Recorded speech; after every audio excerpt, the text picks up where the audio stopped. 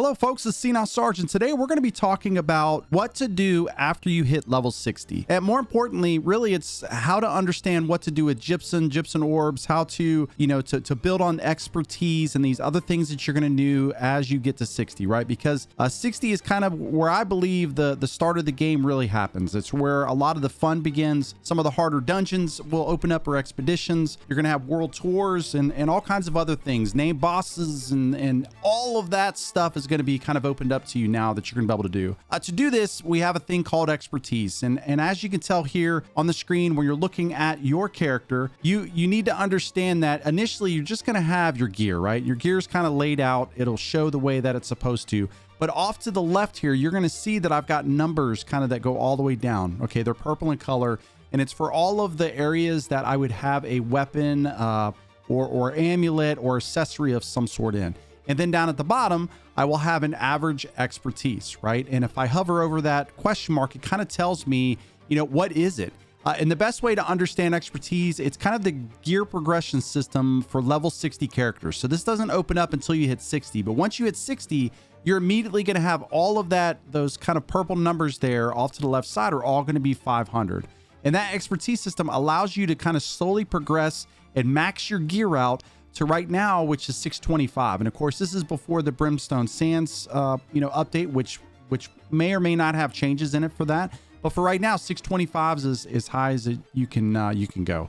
So your focus right now is to do that. Now, there's a lot of questions about how to do that. What's the process and all of that. So we're going to talk through some of that so that you have a better understanding. Now, I did find a really good kind of chart that kind of goes over. I'll show it. It's made by Garcia 11, it looks like. So both YouTube and Twitch. So thank them for making this really helpful kind of image that you guys are going to be seeing up on the screen. I'm not going to leave it up too long. We're going to have some, world tour in the background so you guys can see.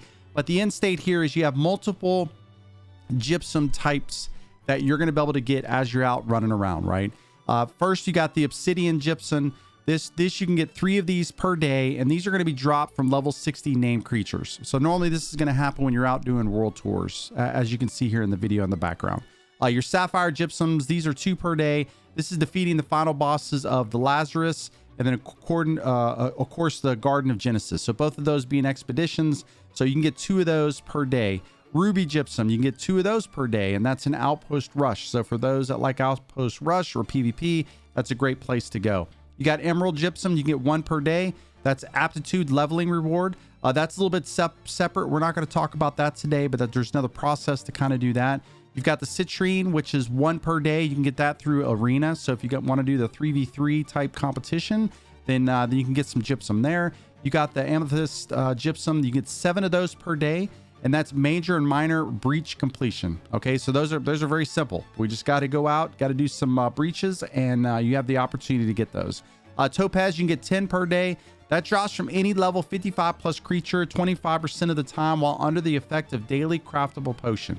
Okay, so your Topaz Gypsum Attunement Potion is what you're going to want to have to make that happen.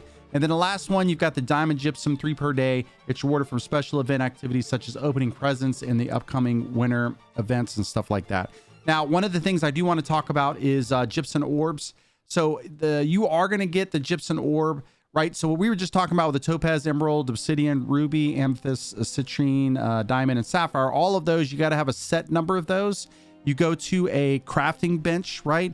The crafting bench that you're going to go to is going to be one of the kiln that'll be located around the map. Normally, those are going to be located up in your, Eden Grove, Great Cleave, Shattered Mountain, and then I believe Reekwater are the only locations right now where you can get into those. Basically, you go to these kilns, you'll walk up to them. You're going to have whatever set number of those different types inside of your inventory. And then what happens is you'll change them into an actual gypsum orb. Okay. That gypsum orb is, think of it, it then becomes a kind of a 1-for-1 contract, if you will, with a cast of whatever the item is that you actually need. Okay. So if we go up and, so let's just take a look real quick at this. So as you can see here for the Gypsum Orb Obsidian, I would need 3 of these, right? And then that's going to give me 1 Gypsum Orb. Okay. Sapphire, we'd need 1. A garnet, we need 1. So you can kind of see what you need here as you go along the bottom.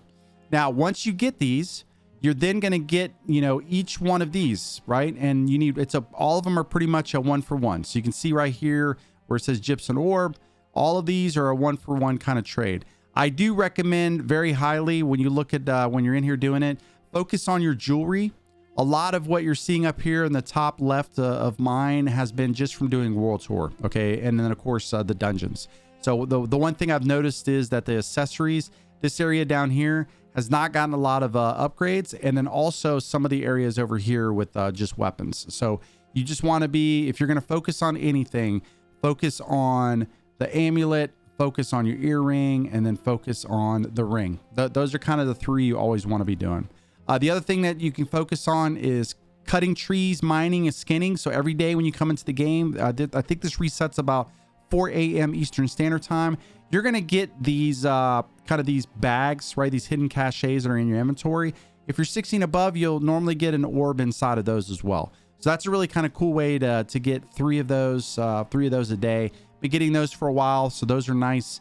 I'm not sure if those switch out with other types, so I don't know if any of the, you know, topaz, emerald, obsidian, or any of those are going to kind of show up in those at all. But I do know that you will get, you know, the Gypsum Orbs, or at least I'm getting them right now. So that's a great way to get those.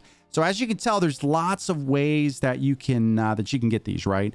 The last way that I want to talk about that you can get these is really probably one of the easiest ways, right? I mean, I think all of us are grinding out, you know, our locations the best we can.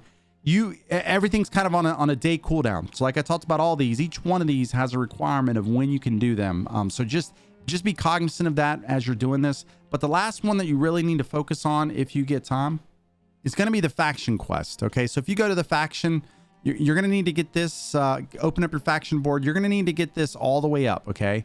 So when I go and look at my alchemist, you can see that I've got all the way up to level 5. If I go into buy rewards and I go down to alchemist on the left side, you can see that I have 2 gypsum orbs that I can get every single day. So 14,000, basically 14,000 syndicate tokens or whatever, you know, faction you're in is what you're going to need each day to get these. And it's very simple, you know, get in with a group, go out, run some faction stuff, and then you're going to be able to get this. This is another way to get, you know, gypsum orbs so that you can continue to upgrade the stuff that you need. So hopefully this video helps folks. I know it's not overly confusing. I mean, the idea here is you want the purple to be to 625, right? Like that's what we're ultimately trying to get to. You can see when you do get it to a certain level, like right now, my, you know, my headset is only 523, and you can see that it's a 594 actual gear score, but it's been slashed down. And that's because it's been adjusted due to the average headwear expertise and the item's gear score. Okay, so it'll slash it, but it'll get back up there. So as I continue to upgrade these, I continue to do world tours, I continue to do, you know, dungeons or expeditions, whatever you want to call them. I continue to get hidden caches, all of these things that I need to get these gypsum orbs. And then I get the cast, and then I make these to try to get here. One final thing I want to tell you is if you're moving the Brimstone Sands, you really want to try to get as close to 600 as you can prior to the update. The costing of everything is going to be changing a little bit. We're not going to get into it in this video, but I would highly recommend between now and the 18th when Brimstone Sands releases that you guys focus on that. I hope this video helps. If you have any questions or any other comments or I missed something, don't be shy to put it down in the comments. Again, we're here to help other people. If you look for a community join, come on over, join Rally Point. You can do so at gilded.gg/Rally Point.